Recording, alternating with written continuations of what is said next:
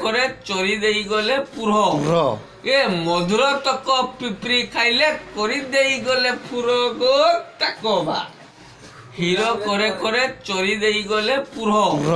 এ মধুর তক পিপরি খাইলে କରି ଦେଇ গলে পুর গো তাকবা এটা বুঝলো এটা একচুয়ালি গাঁর কথা এবং ভিলেজর কথা বহুত প্রেমপূর্ণ কথা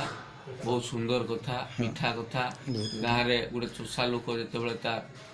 ଚାଷର ଉତ୍ପନ୍ନ କରିକିରି ତାର ଯୋଉ ଗାଁଲିଆ ଭାଷାରେ କଥା ଲାଗେ ତାର ପ୍ରେମଟା ବି ଅଲଗା କୌଣସିଟା ଘୃଣା ନୁହେଁ ଆମ ଭାବନାଟା ଘୃଣା ସବୁ ଭାଷାର ଗୋଟେ ମିଠାସ ଅଛି ଚୋଷା ଭାଷା କିରା ପାଇଁ କୁହାଯାଏ ହଳିଆ ଯେତେବେଳେ ଗୀତ ଗାଇବ ଯେତେବେଳେ ଚୋଷା ଯାଇକିରି ହଳ ଜୁଡୁଥିବ ତାର ଯୋଉ ସେ ରସକଲ୍ଲୋଳ ବୈଦେହ ବିଳାସୀ ତୁମର ଯୋଉ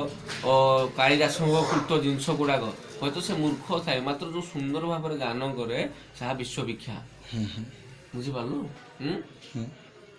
চষা জীবনକୁ ଖାଦ୍ୟ ଦଉଛି ପ୍ରତ୍ୟେକ ଲୋକକୁ ବଞ୍ଚିବା ଲାଗି ଆହାର ଦଉଛି ତା ମାନେ ସେ ହେଲା ଗ୍ରେଟ୍ ତୁମେ ପଦରେ ଥାଅ ମାନୁଛି ତୁମେ ବି ରିକ୍ସ ନଉଛ କିନ୍ତୁ ସେ ବି ରିକ୍ସ ନଉଛି ଦୁନିଆକୁ ଆହାର ଦଉଛି ସେଥିପାଇଁ ଚଷା ହେଲା ମହା ବୁଝିପାରିଲୁ କିନ୍ତୁ ଏଇ ଯୋଉ ମୂର୍ଖାମୀ ବିଦ୍ୟାରେ ନିଜକୁ ଜ୍ଞାନୀ ଚୁକି ହେବାକୁ ଆମେ ବର୍ଚ୍ଚିତ କରୁ ମୂର୍ଖାମୀ ଏକରେ ଦୁଇରେ ମହାଜ୍ଞାନୀ ଚୁକେରେ ଯାହା ହବ କିନ୍ତୁ ଚଷାଟ ଭଳି ପବିତ୍ର କେହି ନୁହେଁ ସ୍ୱଚ୍ଛ ଖାଦ୍ୟ ଜମିରୁ ଉତ୍ପନ୍ନ କରୁଛି